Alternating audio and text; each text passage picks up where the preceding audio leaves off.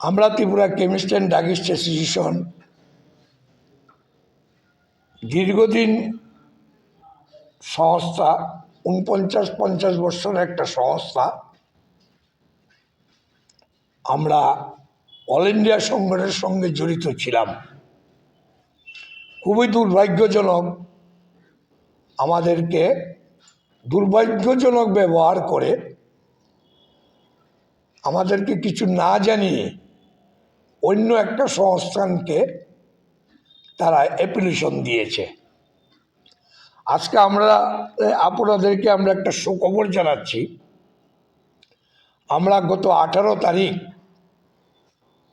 All India chemist and distributors federation আমরা অন্তর্ভুক্ত হয়েছি। সেই সুখবরটা আপনাদেরকে আমরা কেমিস্ট ভাইয়ের উদ্দেশ্যে এবং ডিস্ট্রিবিউটার ভাইয়ের উদ্দেশ্যে আমরা জানাচ্ছি।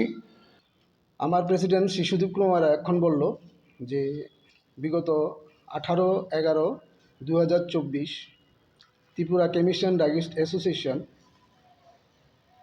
নতুন অ্যাফিলিয়েশন পেল এবং অ্যাফিলিয়েশনের ফর্ম হলো affiliated of all India chemist and distributors federation, যার শর্ট নেম হলো AICDF।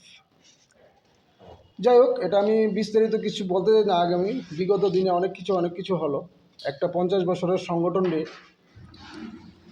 কীভাবে ডিএফিলিয়েটেড করা হলো বা কী কারণে করা হলো, আমরা অনেকভাবেই আমরা জানার চেষ্টা করেছিলাম।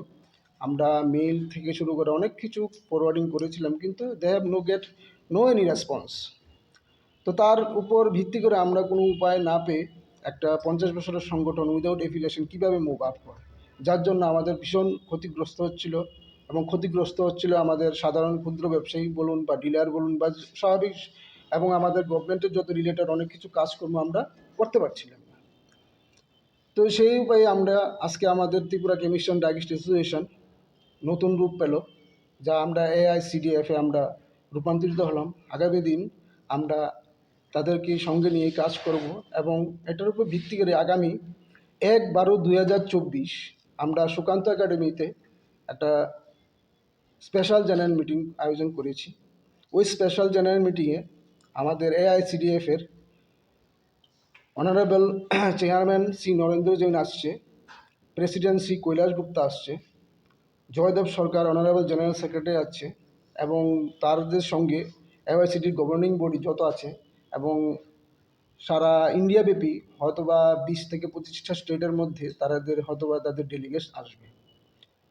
আমাদেরকে যা কনসার্ন দিল সেই কনসার্নের এগেইনস্টে আমরা কথা বলছি এবং ওই কনভেনশনে আমরা চেষ্টা করছি আমাদের স্টেট ডেলিগেটস থাকবে এবং ওটা আমরা পরবর্তী সময় আপনাদের মাধ্যমে আমরা জানিয়ে দেওয়া হবে।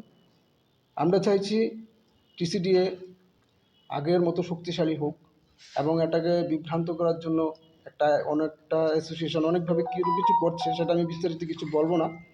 আগামী 1 তারিখেই আমরা সম্পূর্ণভাবে বলবো। আগামী দিন কর্মসূচি আমাদের কী হবে, তাদের থেকে আমরা আমাদের কর্মসূচির রূপায়ণ বাস্তবায়িত করার চেষ্টা করব।